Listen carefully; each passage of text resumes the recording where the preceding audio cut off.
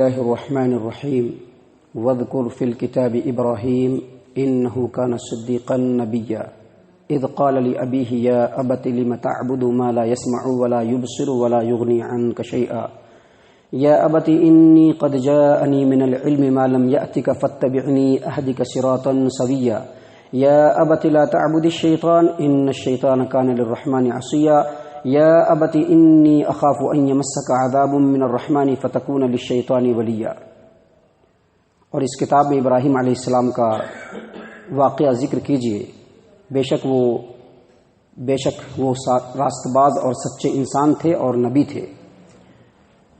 اس وقت کو یاد کیجئے جب انہوں نے اپنے والد محترم کو کہا کہ میرے ابا جان ایسوں کی عبادت کیوں کرتے ہیں جو نہ سنتے ہیں، جو نہ دیکھتے ہیں اور نہ آپ کے کسی کام آ سکتے ہیں۔ اے میرے ابا جان، بے شک میرے پاس اللہ تبارک و تعالیٰ کی طرف سے علم آیا ہے جو آپ کو نہیں ملا، لہٰذا آپ میری پیروی کیجئے، میں صراط مستقیم کی طرف آپ کی رہنمائی کروں گا۔ اے میرے ابا جان، آپ شیطان کی عبادت مت کیجئے کیونکہ شیطان اللہ تبارک و تعالیٰ کا نافرمان ہے۔ اے میرے ابا جان، بے شک میں اس بات سے ڈرتا ہوں کہ آپ کو اللہ کا عذاب پہنچے، بس آپ شیطان کے دوست بن جائیں گے۔ محترم سامعین کرام، یہ سورہ مریم ہے، جیسا کہ بتلایا جا چکا ہے کہ یہ سورہ نمبر 19 ہے، اور اسی سورت سے ابھی آپ کے سامنے ترتیب کے ساتھ آیت نمبر 41 سے لے کر کے آیت نمبر 45 تک 5 آیات تلاوت کی گئی اور اس کا ترجمہ پیش کیا گیا۔ معزز سامعین کرام، یہاں پر سورہ مریم کے اندر جو اللہ تبارک و تعالیٰ نے ابراہیم علیہ السلام کے واقعے کا ذکر کیا ہے، دراصل یہ واقعہ تمام انسانوں کے لیے ہے، ان کی نصیحت کے لیے ہے، لیکن خاص طور سے اس واقعے کے جو مخاطب ہیں وہ مشرکین مکہ ہے، کیونکہ مشرکین مکہ کو یہ دعویٰ تھا، وہ لوگوں کے سامنے کہتے تھے کہ ہم ابراہیم علیہ السلام کی ملت کی پیروی کرنے والے ہیں۔ اللہ تبارک و تعالیٰ اس واقعے کے ذریعے سے مشرکین مکہ کو بتلا رہا ہے کہ ابراہیم علیہ السلام بتوں کی پوجا کرنے والے نہیں تھے، وہ مشرک نہیں تھے، وہ توحید پرست تھے۔ اس کے مقابلے میں تم بتوں کی پوجا کرتے ہو، تو پھر یہ کیسی پیروکاری ہے؟ اور یہ بھی بتلایا کہ ابراہیم علیہ السلام ان کے مقابلے میں ان کی قوم، ان کے والد شرک کے اوپر آمادہ کرنے کے لیے اور شرک پر لانے کے لیے پتہ نہیں کتنے جتن کیے، لیکن انہوں نے اپنے گھر کو چھوڑنا، اپنے ملک اور وطن کو چھوڑنا تو گوارا کیا، لیکن شرک پر آنا گوارا نہیں کیا۔ اللہ تبارک و تعالیٰ اس واقعے سے دراصل مشرکین مکہ کو یہ بتلانا چاہ رہا ہے کہ انہوں نے تو اپنے وطن کو چھوڑ دیا، اپنے گھر کو چھوڑ دیا، لیکن تم یہاں پر ابراہیم علیہ السلام کے ملت کی پیروی کا دعویٰ کرنے کے باوجود جو توحید پرست ہیں ان کو ستاتے بھی ہو، اور اس قدر ستا رہے ہو کہ ان کو وطن چھوڑنے پر مجبور کر رہے ہو۔ دراصل اللہ تبارک و تعالیٰ اس طرح سے دلوں کے اندر باتوں کو اتارنا چاہتا ہے کہ دیکھو ابراہیم علیہ السلام کا واقعہ تو یہ ہے اور تمہارا کیریکٹر کیا ہے۔ اللہ تبارک و تعالیٰ نے فرمایا وَاذْكُرْ فِي الْكِتَابِ ابراہیم علیہ السلام کے واقعے کو اس کتاب کے اندر ذکر کیجئے، اِنَّهُ كَانَ صِدِّيقًا نَبِيًّا، وہ بالکل سچے، اپنی قول و عمل میں سچے تھے، اپنی زندگی کے اندر سچے تھے، اور وہ اللہ تبارک و تعالیٰ کے نبی تھے۔ آیت کریمہ کے اس ٹکڑے سے بعض لوگ جن کو بہت زیادہ سمجھنے کی ضرورت پڑ جاتی ہے یا بہت زیادہ سمجھنے کے عادی ہوتے ہیں، انہوں نے اس آیت کریمہ کے اس ٹکڑے کی روشنی میں اللہ کے رسول صلی اللہ علیہ وسلم کی ایک حدیث جو صحیح البخاری کے اندر ہے اس کا انکار کیا اور کہا کہ نہیں، یہ حدیث نہیں ہو سکتی ہے۔ اس آیت کریمہ کے ٹکڑے میں اللہ تبارک و تعالیٰ نے ابراہیم علیہ السلام کو کیا کہا؟ انہ کان صدیقا، وہ بالکل سچے اور راست باز تھے، اپنے قول و عمل میں سچے تھے، اپنی زندگی کے اندر سچے تھے وہ۔ جبکہ اللہ کے رسول صلی اللہ علیہ وسلم کی حدیث ہے صحیح البخاری کتاب و احادیث الانبیاء باب قولہ تعالی واتخذ اللہ ابراہیم خلیلا، ابو ہریرہ رضی اللہ عنہ بیان کرتے ہیں کہ اللہ کے نبی محمد صلی اللہ علیہ وسلم نے فرمایا کہ ابراہیم علیہ السلام نے اپنی پوری زندگی میں 3 مرتبہ سے زیادہ جھوٹ نہیں بولا، جس میں سے 2 اللہ کے لیے کہا، اور وہ 2 جھوٹ کب بولا؟ جب انہوں نے کہا کہ میں بیمار ہوں، اور دوسرا جھوٹ جب انہوں نے یہ کہا کہ ان بتوں کو اس کے بڑے نے توڑا ہے۔ یہ دونوں اللہ تبارک و تعالیٰ کے لیے تھا۔ اور تیسرے جھوٹ کے بارے میں اللہ کے رسول صلی اللہ علیہ وسلم نے فرمایا کہ ایک مرتبہ وہ گزر رہے تھے، کہیں سے جا رہے تھے، تو ایک ظالم بادشاہ کے ملک سے ان کا گزر ہوا۔ ظالم بادشاہ کو کسی نے کہہ دیا کہ ایک آدمی آیا ہے، اس کے ساتھ اس کی بیوی بڑی خوبصورت ہے۔ بادشاہ نے ابراہیم علیہ السلام کو بلوایا اور کہا کہ تمہارے ساتھ جو وہ عورت ہے وہ کون ہے؟ کہہ دیا کہ یہ میری بہن ہے۔ اور اس کے بعد سارہ علیہ السلام کے پاس آئے اور کہا کہ دیکھو اس وقت روئے زمین پر میرے اور تمہارے علاوہ کوئی ایمان والا نہیں ہے، اور جب ہم دونوں ایمان والے ہیں تو ہم دونوں دینی بھائی بہن بھی ہیں، لہذا میں نے بادشاہ کے سامنے ایسا کہا ہے، اگر بادشاہ تم سے پوچھے تو مجھ کو جھوٹا نہ ثابت کرنا، یعنی جو میں نے کہا ہے وہی کہہ دینا۔ محترم سامعین کرام، آیت کریمہ کی اس ٹکڑے کی روشنی میں بعض لوگوں نے یہ کہہ دیا کہ ابراہیم علیہ السلام تو بالکل سچے تھے، اور یہ حدیث بتلا رہی ہے کہ ابراہیم علیہ السلام نے اپنی زندگی میں 3 مرتبہ جھوٹ کہا، تو اس کا مطلب ہے کہ یہ حدیث صحیح نہیں ہے۔ حالانکہ اللہ کے رسول صلی اللہ علیہ وسلم کی زبان مبارک سے جب بات نکلی تو ہونا تو یہ چاہیے تھا کہ یہ جو قرآن پڑھ رہے ہیں وہ لوگ، وہ قرآن بھی نبی کی ہی زبان سے سن رہے ہیں، دوسروں کی زبان سے نہیں سن رہے۔ اللہ تبارک و تعالیٰ نے آ کر کے نہیں سنایا قرآن کریم، یہ قرآن کریم کے ایک ایک لفظ کو صحابہ کرام نے کس سے سنا؟ اللہ کے رسول صلی اللہ علیہ وسلم سے، اور اللہ کے رسول صلی اللہ علیہ وسلم کے زبان مبارک سے بھی یہ بات سنا کہ ابراہیم علیہ السلام نے اپنی زندگی میں 3 مرتبہ سے زیادہ جھوٹ نہیں بولا، تو ان کو ہونا یہ چاہیے تھا کہ اللہ کی آیت کو جھٹلاتے کہ جب یہ آیت سچی ہے تو نبی کیسے بول رہا ہے کہ ابراہیم نے 3 مرتبہ جھوٹ کہا؟ اس کا مطلب ہے کہ نبی سچا ہے، یہ آیت جھوٹی ہے، ان کو یہ کہنا چاہیے تھا، لیکن انہوں نے ایسا نہیں کہا بلکہ حدیث کے اوپر اٹیک کیا۔ اس سلسلے میں سب سے پہلے میں آپ کو بتلا دوں کہ ابراہیم علیہ السلام نے اپنی پوری زندگی میں 3 مرتبہ جو جھوٹ بولا وہ 2 مرتبہ اللہ تبارک و تعالیٰ کے دین کی خاطر۔ کب؟ جب انہوں نے پورے بتوں کو توڑ دیا، تو جب ان کی قوم کے لوگوں نے پوچھا کہ بتوں کو کس نے توڑا، تو کہا کہ یہ جو بڑا ہے اس سے پوچھ لیجئے۔ گویا یہاں پر اللہ کے رسول ابراہیم علیہ السلام یہ بتلانا چاہتے تھے کہ یہ شرک کتنی بری چیز ہے، اور اس کے لیے انہوں نے ایک خلاف واقعہ بات کا سہارا لیا۔ اور دوسری جگہ جب ان کی قوم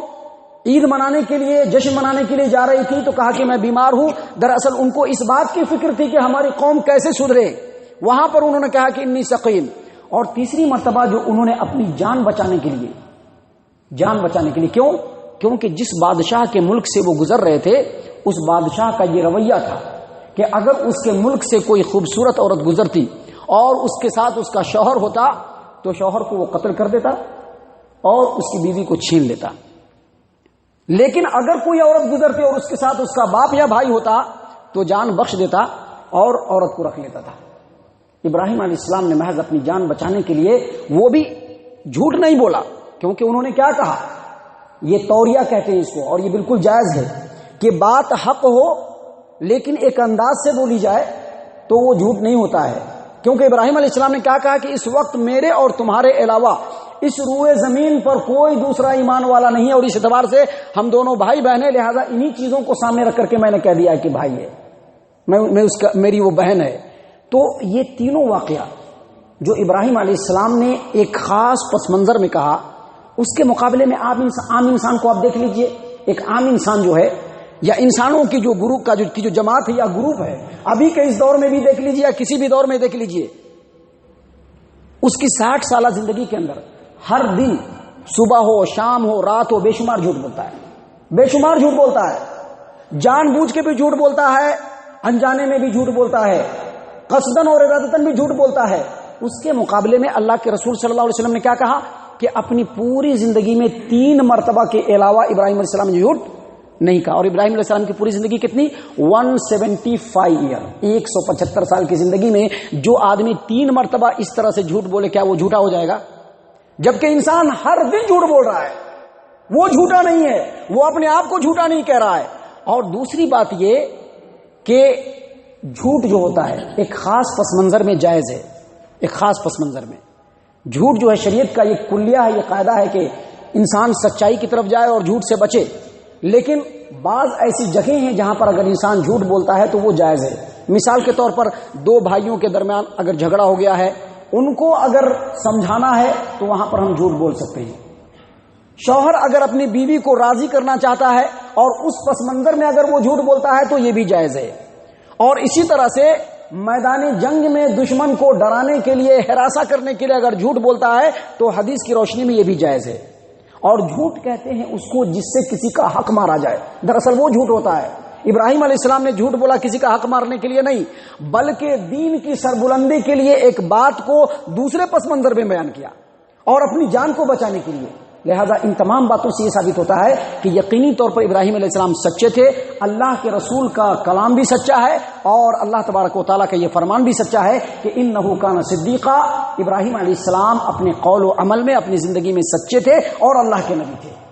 محترم سامعین کرام، آگے اللہ تبارک و تعالیٰ ابراہیم علیہ السلام کے واقعے کو کنٹینیو کرتے ہوئے کہہ رہا ہے کہ اس وقت کو یاد کرو اذ قال لابیہ، جب انہوں نے اپنے والد کو کہا یا ابت لم تعبد ما لا يسمع ولا يبصر ولا يغني عنك شيئا، ایسوں کی عبادت کیوں کرتے ہیں جو نہ سنتا ہے نہ دیکھتا ہے اور نہ ہی آپ کے کسی کام آ سکتا ہے۔ دیکھیے جو شرک ہے بنیادی اس کی دو قسم ہے، شرک کی بنیادی دو قسمیں ہیں۔ پہلی قسم ہے بتوں کی پرستش کرنا، اور دوسری قسم ہے پیروں کی پرستش کرنا۔ پیر چاہے زندہ ہو، پیر چاہے مردہ ہو، اللہ تبارک و تعالیٰ کے الوہیت، ربوبیت اور اسماء و صفات میں اگر پیر کو بھی شریک کیا جائے تو وہ بھی شرک ہے۔ زندہ پیر تو پھر بھی دیکھے گا، سنے گا، اور جو ظاہری وسائل ہیں، جو مادی جو کمیونیکیشن ہے، اس کے ذریعے سے کسی کی مدد بھی کر سکتا ہے، لیکن مٹی اور پتھر کے بت نہ سن سکتے ہیں، نہ دیکھ سکتے ہیں، نہ کچھ کر سکتے ہیں، بلکہ مٹی اور پتھر کے بت تو خود اپنے وجود کے لیے انسان کے محتاج ہیں۔ اللہ تبارک و تعالیٰ نے اسی بات کو ابراہیم علیہ السلام کی زبان میں بیان فرمایا کہ ابراہیم علیہ السلام نے کہا کہ یہ بتوں کی پرستش کتنی گھٹیا بات ہے، یہ بت نہ خود سن سکتا ہے، نہ دیکھ سکتا ہے، نہ آپ کے کسی کام آ سکتا ہے، پھر آپ ان کی پوجا کیوں کرتے ہیں، ان کی عبادت کیوں کرتے ہیں آپ؟ اس کے بعد اللہ تبارک و تعالیٰ نے کہا یا ابت، ابراہیم علیہ السلام نے فرمایا کہ اے میرے ابا جان، انی قد جاءنی من العلم، میرے پاس وہ علم ہے جو آپ کے پاس نہیں ہے۔ اور اس سے یہ پتہ چلا کہ علم جو ہے اگر عمل کے ساتھ ہے، تقوی کے ساتھ ہے، پرہیزگاری کے ساتھ ہے، تو وہ تمام ایسے انسانوں پر جن کے پاس علم نہیں اس سے وہ عالم افضل ہے، کیونکہ باپ کہیں افضل ہوتا ہے اپنے بیٹے سے، لیکن اللہ تبارک و تعالیٰ نے یہاں پر یہ بتلایا کہ بیٹے نے علم کی بنیاد پر کہا کہ باپ آپ میری پیروی کیجئے۔ کہا یا ابتی، اے میرے ابا جان، انی قد جاءنی من العلم، میرے پاس ایسا علم ہے ما لم یأتک، جو آپ کو نہیں دیا گیا ہے، لہذا آپ میری پیروی کیجئے، میں آپ کو صراط مستقیم کی رہنمائی کروں گا۔ اور اس کے بعد اللہ تبارک و تعالیٰ نے کہا کہ ابراہیم علیہ السلام نے کہا یا ابتی، اے میرے ابا جان، لا تعبدی الشیطان، شیطان کی عبادت مت کیجیے۔ بھلا کوئی شیطان کی عبادت کرتا ہے،